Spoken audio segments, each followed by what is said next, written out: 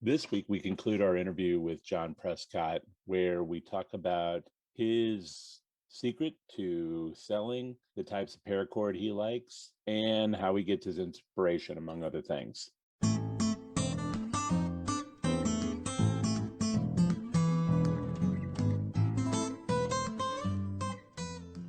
What do you think is your secret to being able to sell, though?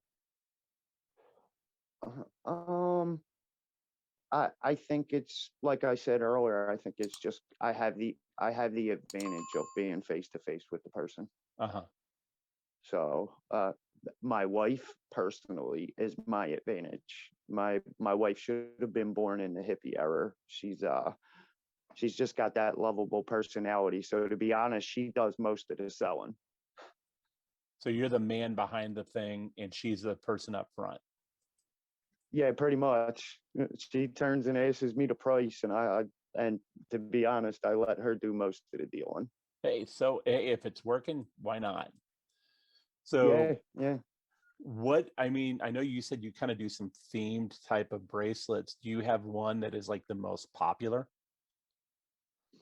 Um, I I think the thing that I've sold the most here is I would probably have to say the matted snake. I do it in microcord, four colors, red, white, blue, and the one accent string I do American flag. Oh, cool. How long does it So take for you to make? um now I've got it down to about 2 hours. Cool. About how long of a bracelet is that? Well, it depends on the person. So whenever you're selling at the flea market, are you having people come up and they're like, "Oh, here's what I've already made," but then you'll also do custom stuff right then and there?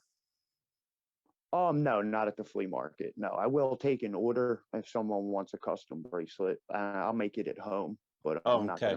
I'm not gonna make it out there. At Gotcha. my flea market, I just go with pre-made things. Mm-hmm. Mm-hmm. So what would you say the standard at At, least your flea market? And I know that it's different from flea market to flea market, but what would you say is like the standard thing for you if you go with 100 bracelets on average? How many do you think you usually sell? well, I get rid of 20, 30 of them maybe at the That's flea not bad. market. That's not bad at Yeah, all. yeah. Actually, now, I mean, your earlier question, I do a King Cobra, Mad Max style, Uh-huh. and I think that's probably my biggest seller at the flea market. Oh, really? I Yeah, I I like the keep a Mad big, Max style. I I like them. keep a, I do too. I keep a scrap bag, and usually that's what I'll make all them out of. The Now, how long does that one take you to make? That's actually pretty quick. I've probably got that down to 20 minutes, maybe. Yeah, yeah. Yeah, it's a pretty easy one now. So I just do it so repeated. yeah, yeah, it's like you can sit there and do it on autopilot. Yeah, Yeah, I've sat there and I was doing some stuff for Operation Gratitude for Christmas, and I found that I was sitting there watching TV and an hour long show, and I had like knocked out 10 of them, and it's just like, yeah, oh, what the hell? yeah. I did. We donate a lot of bracelets, me and my wife, to cancer programs, and Oh, that's cool. it's funny because when you just said that, like you reminded me of a moment when I was making the bracelets to donate, and that's what I was doing. I was sitting there watching TV.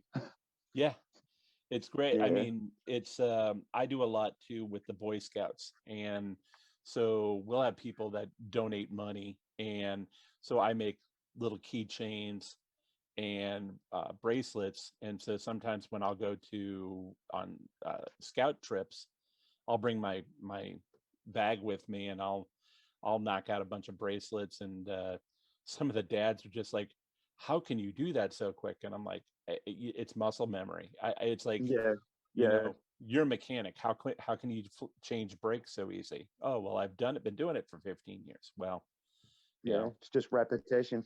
Yeah. Yeah. So going back to the question before, if, let's say one of your buddies came up and said, you know what, this is kind of cool. I think I want to try it. Other than say the paracord and a lighter, what other tools would you tell somebody they might need to invest in?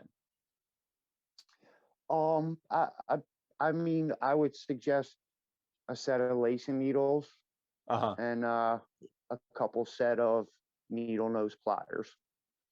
Oh That's yeah. about really all. That's about really all I use. Really?